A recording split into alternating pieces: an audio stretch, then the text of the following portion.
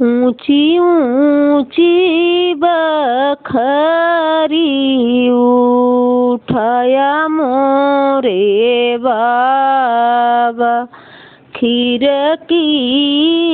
काट्या मोहार जी से ही चढ़ी बोलाई, लाल परेवाना लेथ रामाही जी का नाम जी, घोड़वा चढ़ल आई, दूल्हे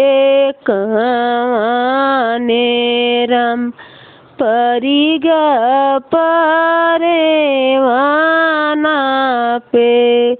ढीठ जी, इहई परेवाना ससुरु दाए जलेबै, तब हम करबै बियाह जी, हई परेवाना ससुरु दाए जलेबै, तब हम करबै बियाह जी, अटहर देबै बेटा पटहर देबै, देबै रुपिया 50 जी, एक नाही देबै बेटा लाल परेवाना, लेथ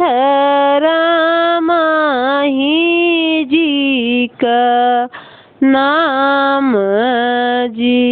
एक नाही देबै बेटा लाल परेवाना, लेथ रामाही जी का नाम जी, अटहर छोड़बै ससुरु पटहर छोड़बै, छोड़ी देबै रुपिया 50 जी, बियहली धेरिया चौक पर छोड़बै, चला जाबै बजाना बजाई जी, बियहली धेरिया चौक पर छोड़बै,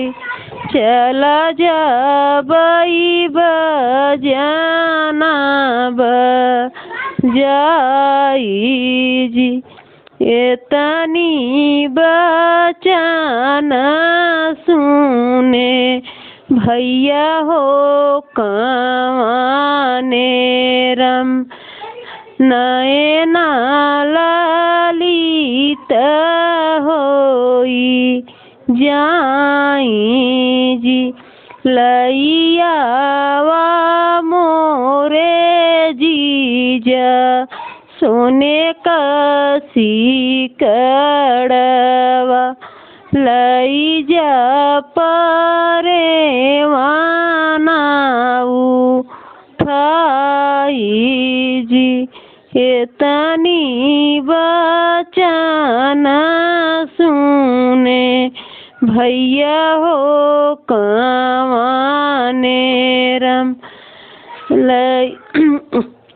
लैयावा मोरे